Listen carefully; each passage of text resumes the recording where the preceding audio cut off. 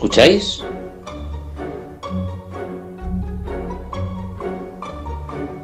Es Oír y Callar en Ñ Radio.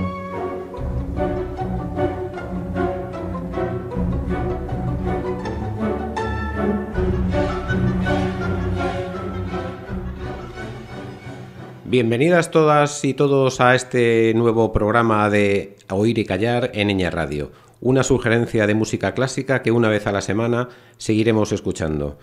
Hoy nos vamos a centrar en la música para piano.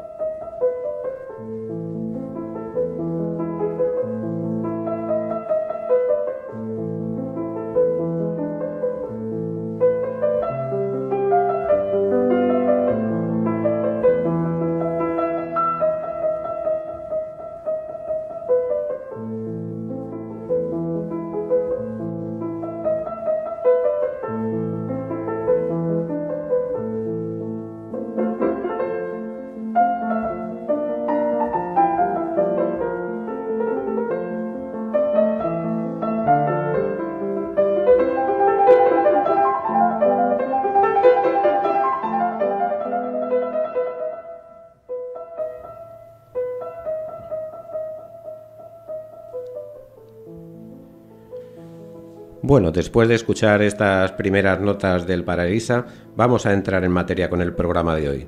Como había dicho al principio, nos vamos a centrar en la música para piano. El primer compositor de esta música para piano que vamos a escuchar se trata de Haydn, uno de los máximos representantes del clasicismo musical, y vamos a escuchar una sonata de piano con él que va a suponer de alguna manera el enganche entre el final del clasicismo y lo que luego vendría después, que podríamos denominarlo como el principio del romanticismo, el primer romanticismo. Bueno, vamos a escuchar concretamente la última de las sonatas que compuso Haydn para piano, la número 62. Esta sonata fue compuesta en 1794, estamos ya al final de siglo, y como digo, es además la última que compuso Haydn para piano. Podemos decir que esta sonata de Haydn, o esta colección de las últimas sonatas de Haydn, fueron compuestas ya expresamente para piano. ¿Y esto qué quiere decir? Bueno, pues que antes, en aquella época, estamos refiriendo, la música que se componía para teclado no era tanto para piano, sino más bien para clave, el clavecín, que es el instrumento que dio origen al piano. Pues la música que se componía, como decía, para teclado, se interpretaba independientemente en el clave, que era el instrumento que entonces funcionaba, y los primeros pianos que se empezaron, que los constructores empezaron a fabricar y que estos compositores empezaron a utilizar. Esta sonata en concreto ya era clarísimamente para piano. Esta sonata no se puede tocar en un clave, es una sonata compuesta pensando en las peculiaridades del piano. La vamos a empezar a oír y luego seguiremos hablando sobre ella. Haydn, sonata número 62.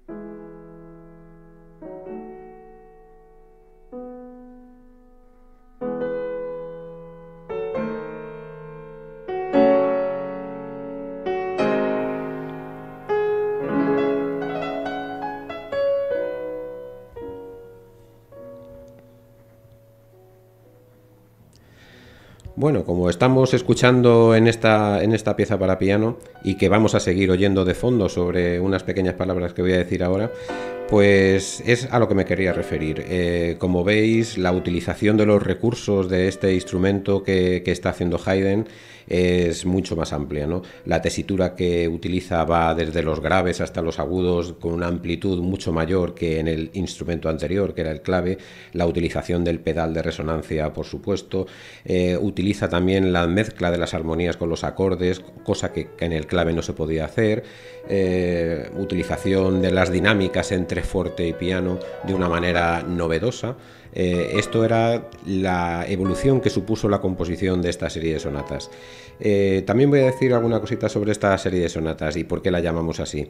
Esta sonata en concreto que estamos escuchando y las 10 anteriores, es decir, desde la 59 desde la 53 hasta la 62, estas 10 sonatas se conocen tan solo desde hace 10 años. Fue un descubrimiento musicológico de primera magnitud que sucedió en la década de los 90 del pasado siglo, y se trataba de pues una señora que tenía unos manuscritos ahí almacenados en su casa, fruto de herencias de unos abuelos a otros, etcétera. Pues esta señora tenía aquí esos manuscritos, los tenía en su casa y no sabía muy bien qué hacer con ellos, ni tampoco sabía lo que eran realmente. Bueno, pues se los enseñó a un músico. Este músico, cuando empezó a ver aquello y empezó a intuir de qué se trataba, pues se iba quedando cada vez más sorprendido, hasta que ya una investigación profunda determinó que se trataba de 10 sonatas para piano de Haydn y que eran desconocidas hasta la fecha. Bueno, ahora ya están perfectamente catalogadas, están publicadas, todos los pianistas la conocen, se han tocado, se han grabado en disco y afortunadamente pues las tenemos en el repertorio de nosotros. Se trata de la colección, como digo, de las últimas 10 sonatas de Haydn que han supuesto, digamos, ese paso entre la música clásica y la música romántica ya en la música para piano. Bueno, pues vamos a seguir escuchando esta sonata y disfrutando de ella.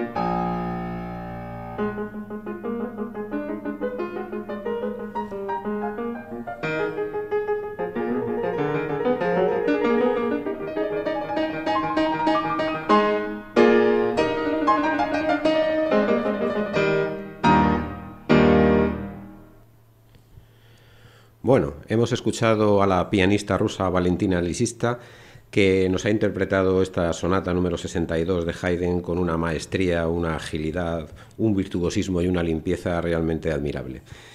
Bien, pues esto nos da paso para escuchar la próxima obra, que se trata de una sonata también para piano, en este caso de Beethoven.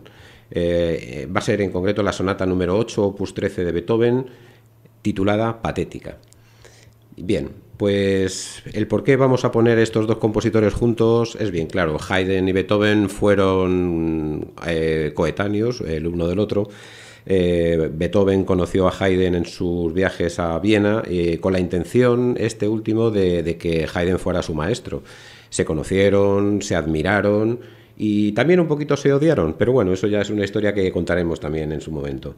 Haydn admiró muchísimo a Beethoven y Beethoven más en silencio, pero también admiró muchísimo a Haydn. El uno del otro se respetaban como compositores y como músicos. Beethoven era más joven, por supuesto, y por eso que él quería tomar sus lecciones.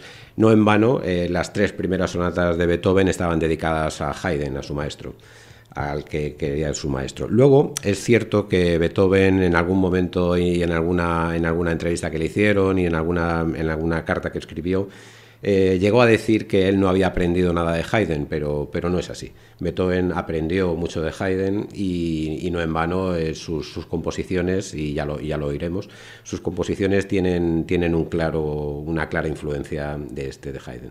Bueno, vamos a ir hacia la sonata número 8 de Beethoven, la Patética, que este título de la Patética no se lo puso Beethoven, con casi toda seguridad este título lo puso el editor de la partitura. Bueno, era costumbre en la época, además de poner si se trataba de una sonata o de una bagatela o un nocturno, lo que fuera, pero había costumbre de ponerle un título. La Patética fue en este caso.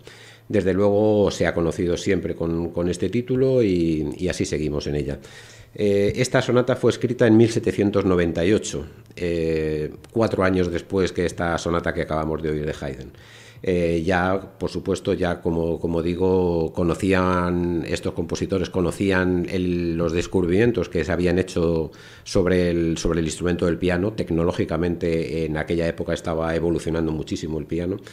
Y claro, pues Beethoven utilizó también estos recursos al máximo, ¿no? Podemos decir que esta sonata es el elemento fundacional de una nueva forma de expresividad.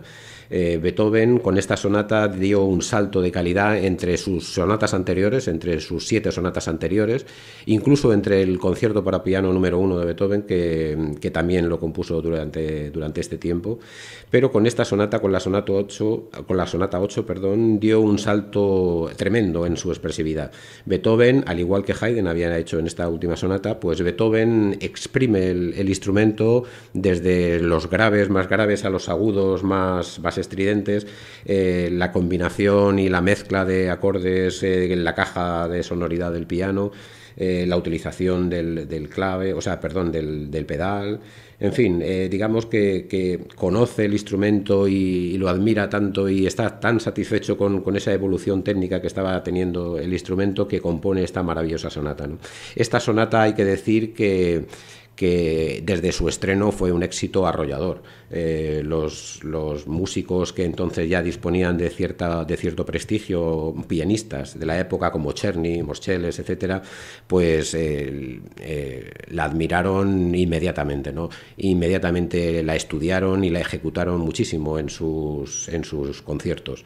Hay que decir que empresarialmente, por decirlo de alguna manera, esta sonata fue un éxito. Beethoven con la venta de la partitura de esta sonata pues tuvo muchísimo éxito, y no hay que decir que al fin y al cabo Beethoven vivía de estas cosas, no trabajaba en ningún otro sitio, no escribía música por encargo, como era el caso, por ejemplo, de Haydn, que escribía música por encargo del señor Esterházy.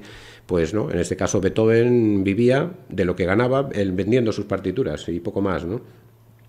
Hay que señalar una vez más, hay que señalar por primera vez, pero porque luego lo vamos a decir más veces, que esta sonata está compuesta en una tonalidad muy peculiar, que es en do menor.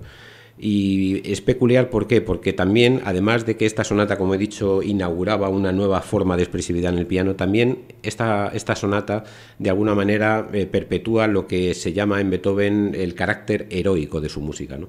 Que luego eso está más centrado, por ejemplo, en la tercera sinfonía, que ya la había compuesto. La tercera sinfonía ya había compuesto, ya estaba sonando en los auditorios y también era un éxito importante.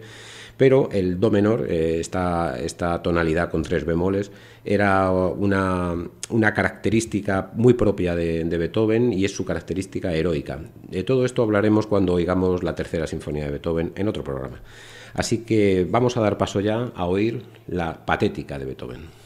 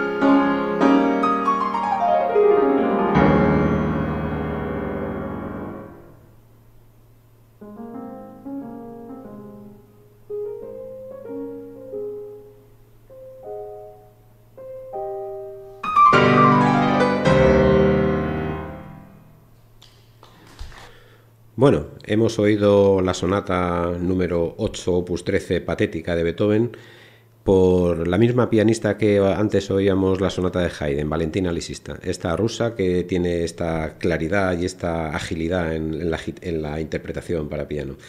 Bueno, pues hemos terminado de oír esta sonata escrita por Beethoven cuando tenía tan solo 27 años.